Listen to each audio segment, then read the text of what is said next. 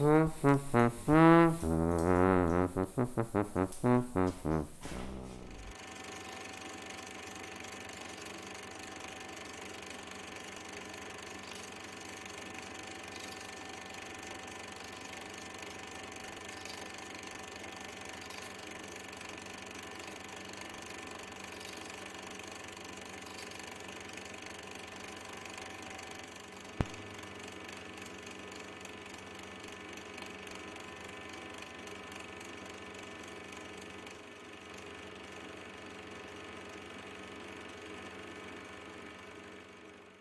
passion pour la photographie, elle remonte à loin, parce qu'elle remonte quand j'étais enfant.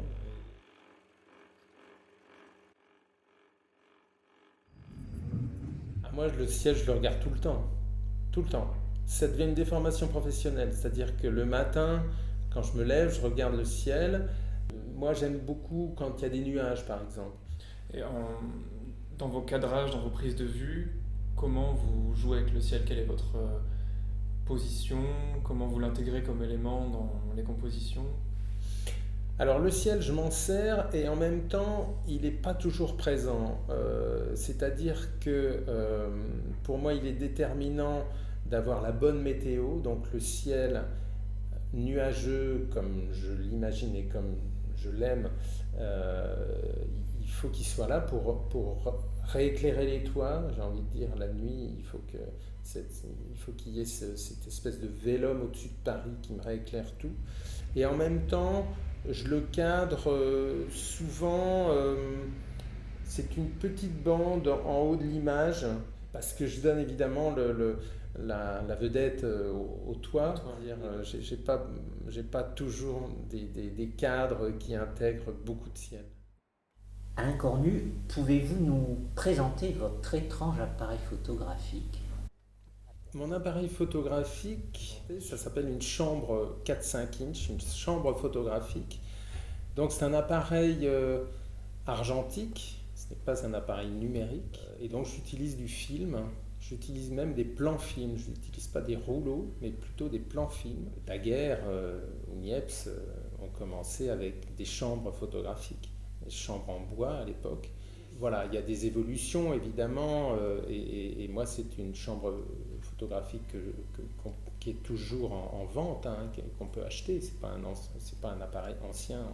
Alors, quand vous utilisez votre chambre photographique, vous voyez à l'envers, c'est-à-dire que vous voyez le ciel en bas. Est-ce que pour vous, c'est juste un détail technique ou c'est aussi une forme de plaisir quand vous prenez vos photos? C'est vrai que c'est un système optique. Notre œil, le premier, hein, on voit normalement à l'envers et c'est notre cerveau qui remet l'image à l'endroit. Ça peut paraître étrange pour un néophyte, mais moi ça ne me dérange pas du tout, et parce que avec la force de l'habitude, ce n'est plus du tout un problème et c'est même un avantage parce que la composition devient encore plus claire, j'ai envie de dire. C'est-à-dire que ce qui se compose bien à l'envers sera bien à l'endroit. Et d'ailleurs, Du coup, pour continuer, alors Monsieur Cornu, pourquoi avoir fait le choix de photographier de nuit? de nuit, parce que souvent je dis que c'est un travail documentaire sur les toits, mais finalement, si c'était vraiment documentaire, je ne le ferais pas de nuit, je le ferais de jour. Et de nuit, ça doit être mon côté romantique qui ressort. En tout cas, la lumière nocturne m'emmène dans une autre narration et dans un imaginaire qui me permet d'exprimer mieux ce que je ressens. Là, c'est vraiment la lumière. Et donc, par exemple, vous voyez, je fais un cadre, une lumière est allumée, une fenêtre est allumée, la composition me paraît bonne. Si la fenêtre s'éteint, eh bien, ça marche plus. Donc, voilà, c'est vraiment la lumière qui guide la composition et c'est un petit peu le fil rouge de mon travail.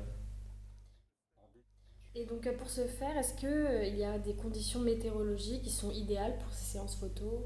Les conditions météorologiques sont essentielles, bien que je m'adapte maintenant. Mais au départ, Je ne voulais que des ciels nuageux qui me permettaient d'avoir comme un vélum au-dessus de la ville, c'est-à-dire que ça rééclairait tout et c'est la condition météo optimum.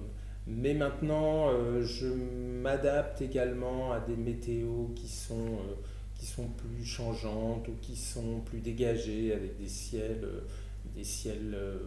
presque bleus, etc. Parce que voilà, parfois on a des opportunités de monter sur un toit à tel moment et on ne l'aura pas à un autre moment. Et donc, c'est le temps de travail qui n'est pas le même dans ce cas-là. C'est quand j'ai pas les bonnes conditions météo, je ne peux pas travailler aussi longtemps en général que quand j'ai celle qui me convient. Après l'invention de la photographie, donc on va dire à partir de 1860, je pense à des photographes qui ne sont pas forcément très connus, notamment un photographe qui s'appelle Charles Marville. Vous sentez-vous peut-être pas forcément, héritier n'est peut-être pas le mot, mais une forme de continuité sur ce qu'il avait entrepris? Vous me flattez beaucoup hein, en me parlant de Charles Marville et en me demandant si je suis dans sa continuité ou dans la continuité de ces photographes. Ce sont des photographes qui travaillaient en tant qu'artisans, c'est-à-dire que voilà, on a une commande. Charles Marville a photographié beaucoup Paris dans les années 1860 quand Paris s'est transformé en fait avec Haussmann et donc ça c'est très émouvant enfin je veux dire toutes les photos de Charles Marville sont émouvantes même quand il photographie des lampadaires, des réverbères ou même des Vespasiennes, tout est beau. Et puis alors, il faut savoir aussi que Paris, c'est quand même la ville qui a été la plus photographiée au monde, dans le sens où, dès le début avec Daguerre, la première photo, finalement, en 1839, c'est une vue de Paris. Hein. Le thème d'artisan, c'est un thème dans lequel vous vous reconnaissez? Ah oui, sans problème. Ah oui, moi j'adore. Je trouve qu'il y a une noblesse du travail, de commande, parce que artisan, ça rime souvent avec commande, mais si vous allez au Louvre, 80% du Louvre, c'est des commandes. Hein. Je suis artisan et artiste, en fait, j'ai les deux casquettes dans mon travail. Un autre point de vue, celui de Maude de la Flotte, photographe reporter. On s'est amusé, oui, avec des copines, à monter sur les toits, parce que à l'époque, on habitait toutes des chambres de bonne. On a fait pas mal de sorties sur les toits de Paris pour essayer de voir le ciel, et surtout, parce que le ciel ne suffisant pas, c'est l'architecture en fait qui découpe le ciel qui est intéressante. L'esthétique de la photo ne suffit absolument pas. Pour qu'elle soit plus grande, plus haute, plus frappante, pour qu'elle tienne dans les esprits, oui, il faut qu'elle raconte une histoire. Soit dans une continuité, donc ça veut dire un assemblage de photos, mais la photo, oui, il faut qu'à chaque fois elle raconte une émotion, ouais. Sinon ça ne tient pas. Évidemment, on apprend à le façonner pour créer une image, pour l'image qu'on veut. Moi, dans ma photographie, le ciel peut être interprété comme quelque chose d'un peu bateau, je ne sais pas comment dire, un peu cliché, un peu facile. Et je m'en détache de plus en plus.